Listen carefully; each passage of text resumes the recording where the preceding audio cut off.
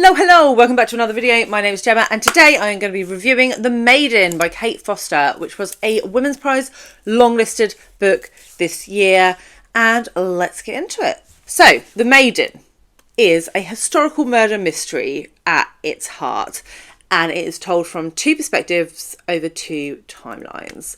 The scene opens with a young woman of sort of upper class birth. She is in prison awaiting her death sentence for murdering her uncle / lover.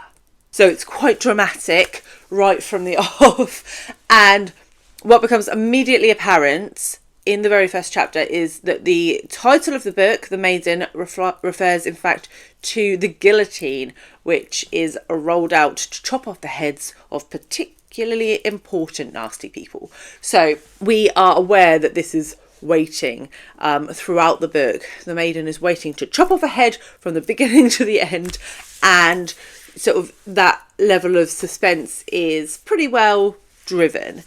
We also have the perspective of a sex worker living in Edinburgh. This is all set in Edinburgh, apologies. And we sort of come to see how those two narratives are linked as the book moves forward.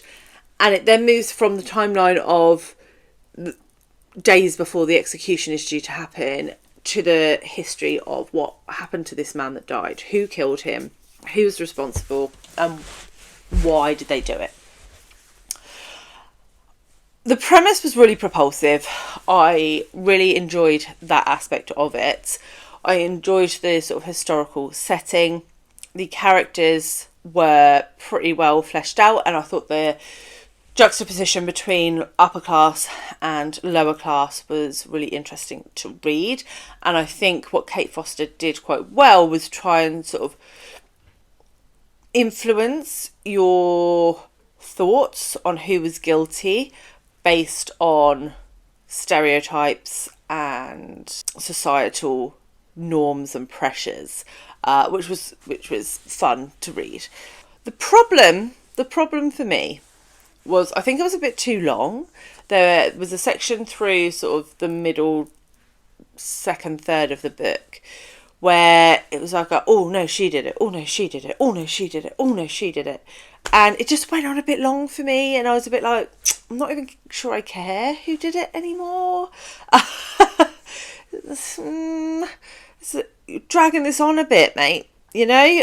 And I also found some of it a little unbelievable. So this was based on a true case, and it's based on real historical figures and a murder that really did occur, but there's obviously a lot of fictionalisation that Kate's put into this, and she can't know who actually killed this bloke. So she's creating a narrative to make it enjoyable, which is great. I love that as a concept. I love that as a way of creating literature. But the way that things happened, I didn't really believe. Obviously, I can't say much more than that because it would be massive spoilers for the end of the book. But it just seemed unlikely to me that events would have occurred in the way that they did. It also felt quite rushed, the ending.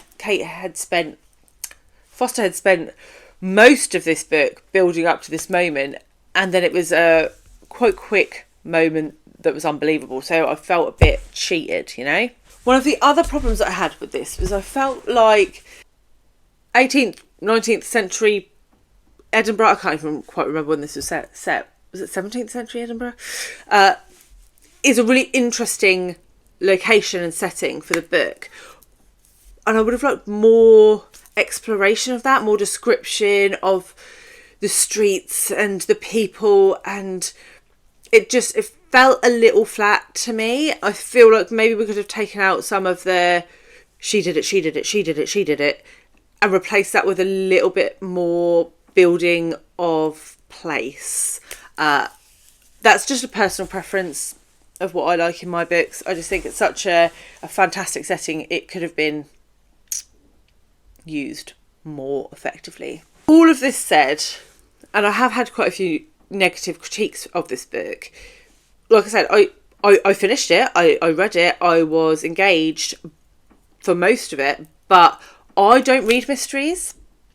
It's not my jam, and that is going to go one of two ways with a book like this. Either I'm going to love it because I have nothing better to compare it to, or I'm just not going to jive with it because it's not the sort of book that I'm drawn to, you know? So, and unfortunately this fell into the second category.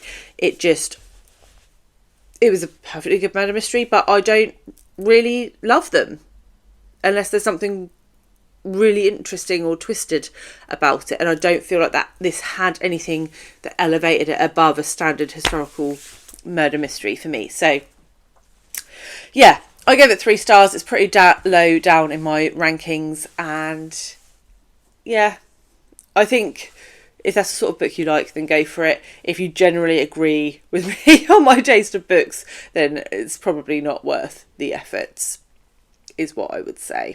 I would love to know your thoughts if you've read this one.